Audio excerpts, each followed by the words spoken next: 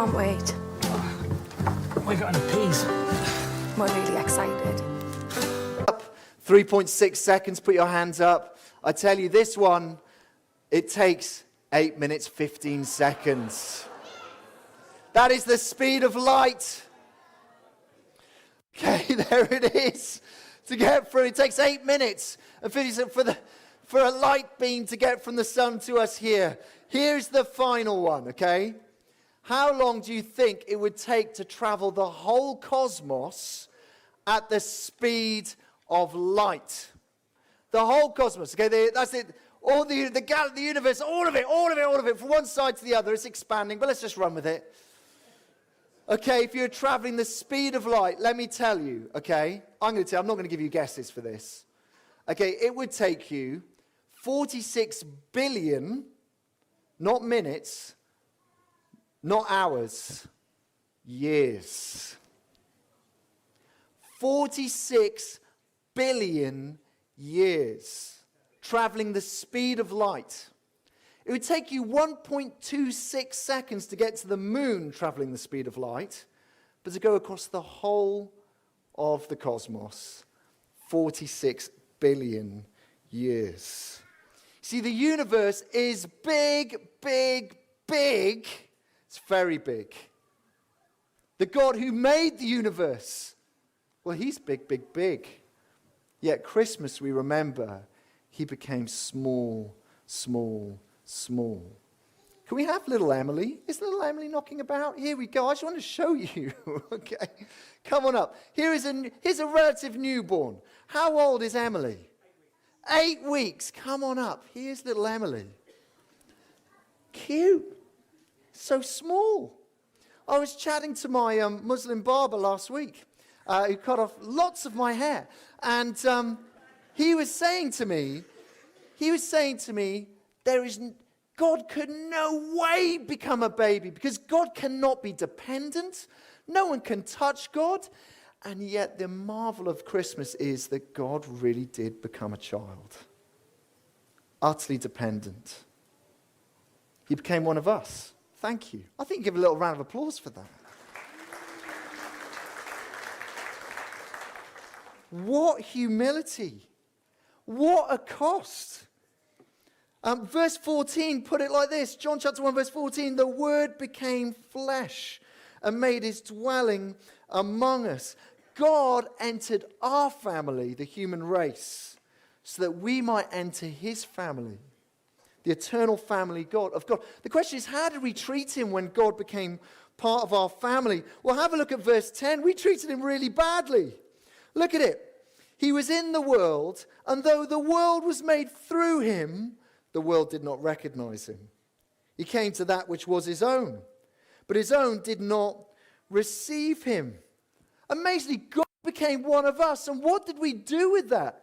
We ignored him, we rejected him, and ultimately put him on a cross. Now, I don't know if you heard about the grandfather. He went for Christmas Day celebrations with his family, and the kids, well, the grandchildren, they were treating him a little bit off. They were a little bit cold, a little bit cool with him, and he didn't understand it all day. Normally all hugs and kisses, and they were being a little bit funny. And when he got home, he looked at his bureau, and on his bureau was a pile of checks with each of their names on it. And he remembered he wrote in each of their Christmas cards, "Happy Christmas. You can buy your own presents this year."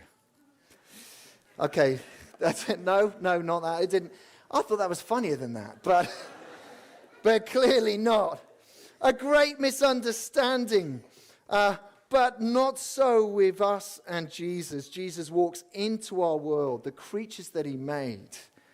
And we don't say thank you for the sunset. Thank you for the fun, food, and family. Thank you for being my king. Be my king. We reject him. So violently reject him, we put him on a cross. See, deep down, that is all of us. Deep down, we don't want God telling us what to do. We don't want him in our lives. We don't want him telling us what's right and wrong. We don't want to be accountable to him.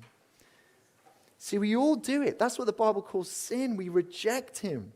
And as we reject him, he doesn't put us in his family. We can't be with him for all eternity. But why does God become one of us? Remember this. God enters our family, so that we might enter his family. See, there is a beauty to Christmas. Just have a look at verse 12. It's the most remarkable thing you will hear all day. Forget the king's speech. Listen to this. Yet to all who did receive him, to those who believed in his name, he gave the right to become children of God. You see, God enters our family so that we might enter his family. Jesus takes on our flesh so that we might become part of his eternal family. You know, if we were going to go back far enough in history, you'd get before Wales was formed, before there was a world, before there was a neutron or a proton, before there was anything. Do you know what you would find? A family. God the Father, loving God the Son, in the joy of the Holy Spirit. A perfect family of love. Jesus became one of us so that we might become part of that forever family. Now, I was listening to an interview this week. Roger Federer. For those of you who don't know Roger Federer, he's one of the best tennis players who's ever played. There he is. That's what he looks like. And he's recounting a story this year. He went to London. He flew over there to get a specialist to have a look at his knee. He was giving him a bit of jip. And he had a couple of hours to spare. He was in Wimbledon. And so he thought, you know what, I'm going to go to Wimbledon. Never been there when I've not been playing. I'm going to go over there. And he thought, I don't know where to go in. So he went to the big main gate. And he said to the person at the gate, can I come in, please?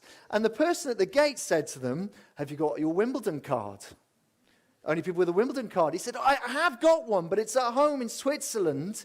I can't bring it right now. Can you please let me in? And they said, not without a Wimbledon card. And he thought, okay,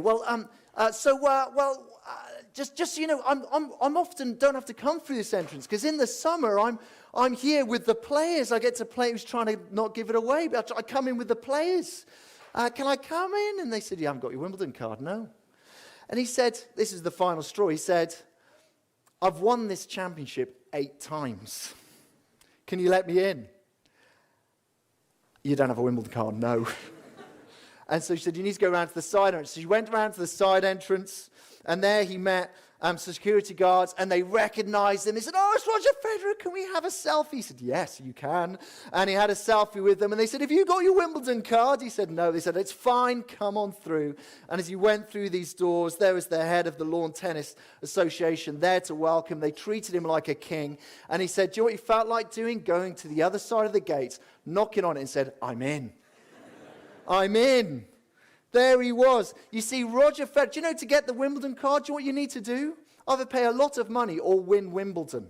It's a very exclusive club. Only a few people ever make it. I'm looking around this room, maybe you, probably unlikely. Grand Slam champion. But look at the joy of what happens at Christmas. Verse 12, have a look at it.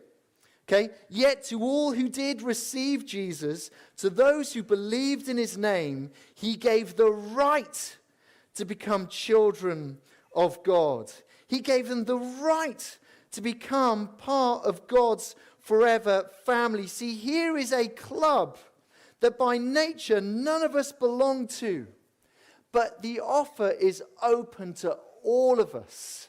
It doesn't matter who you are. It doesn't matter what you have done. It doesn't matter how good or bad you've been, how important or unimportant you think you are. Jesus has come to give you the right to become part of God's forever family. And what do you have to do to be part of that? Look what he says, verse 12. Yet to all who receive him, to those who believed in his name. You see, to be part of this family, you just have to accept Jesus.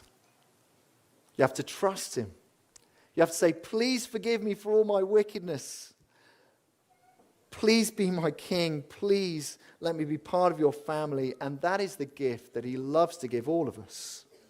There's a guy called Jim Packer. And he was a pastor, and he put it like this. This is what you get as you become a children of God. You get permanent intimacy with God as one's heavenly Father. The God who created the cosmos, that it would take 46 billion light years to cross. He became a baby so that you can know him, so you can be welcomed in. It's been an awful few years, hasn't it? I was just reflecting on it. This Christmas is so weird. Do you know, back in March this year in England, we still had to wear face masks when you were indoors. Do you remember that? That was March this year. The restrictions were only fully lifted in March this year. COVID has knocked our world for six. There's been so much instability, so much insecurity for all of us. And yet here at Christmas, there is the one bit of security we all need. Christ became one of us, so that we might be welcomed into his family. I'm aware that you might be here just today and you're having Christmas dinner with family, and it's great to have you here. Look, there's a few things you could take to follow on this. And maybe you want to say to Jesus, I want to receive you today. And if you do, you can do that in the quietness of your heart in a moment. But we've got these books, 4 Kinds of Christmas. Which one are you? Let's face it, it's going to be interesting. We're probably going to watch the King's Speech, but then after that, that'll take you 25 minutes, half an hour to read. What kind of Christmas are you? It's a way of thinking about what Christmas is all about. We also run a course in the